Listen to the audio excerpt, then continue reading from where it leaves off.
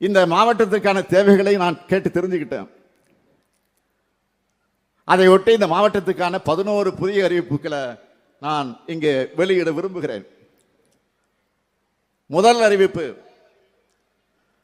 சாத்தனூர் அணையோட உபரி நீரை நந்தன் கால்வாயில இணைக்கிறதுக்கான ஊட்டு கால்வாய் அமைக்கணும்னு செஞ்சி, விக்கிரவாண்டி, விழுப்புரம், வானூர், பெண்ணாத்தூர் மற்றும் திருவண்ணாமலை பகுதி உழவர் பெருமக்கள் பல ஆண்டு காலமாக கோரிக்கை வச்சுட்டு இருக்காங்க. இந்த நீண்டகால கோரிக்கையை நிறைவேற்றுற வகையில் 304 கோடி ரூபாய் செலவில் நந்தன் கால்வாய் திட்டம் செயல்படுத்தப்படும். இரண்டாவது அறிவிப்பு, விழுப்புரம் வட்டத்தில் கடந்த ஆட்சி காலத்தில் கட்டப்பட்டு வெள்ளத்தால் சேதமடைஞ்ச தலவானூர் அணைக்கட்டு 84 கோடி ரூபாய் செலவில் புனரமைக்கப்படும். மூன்றாவது அறிவிப்பு, கண்டமங்கலம் ஊராட்சி ஒன்றியத்தில் சங்கராபாணி ஆற்றின் குறுக்கே வழுதாவூர் அருகில் 30 கோடி ரூபாய் மதிப்பீட்டில் தடுப்பணை அமைக்கப்படும். நான்காவது அறிவிப்பு,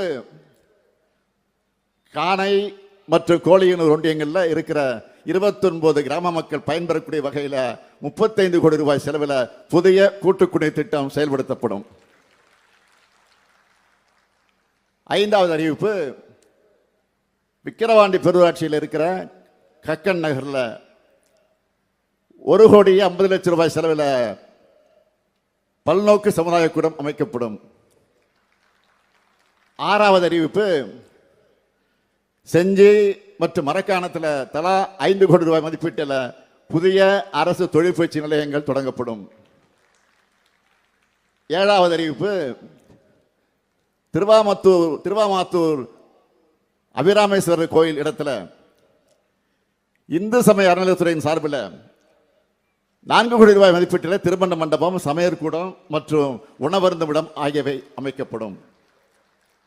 எட்டாவது அறிவிப்பு, விழுப்புரம் நகராட்சி எல்லைக்குட்பட்ட சாலாமேடு பகுதி மக்களோட நீண்ட நாள் கோரிக்கை நிறைவேற்ற வகையில் 5 கோடி ரூபாய் செலவில் திருப்பாச்சனூர் ஆற்றுப்படுகையில் இருந்து குடிநீர் வழங்கப்படும்.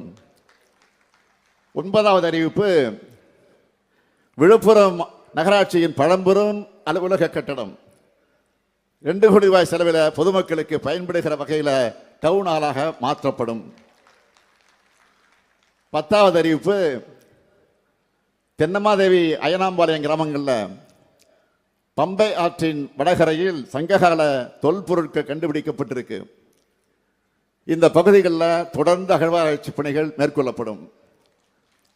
11வது அறிவிப்பு, வீடூர் அணையிலிருந்து மயிலம் பாதிர புலியூர் வழியாக செல்லும் 15 கிலோமீட்டர் சாலை 8 கோடி 50 லட்சம் ரூபாய் மதிப்பீட்டில் மேம்படுத்தப்படும்.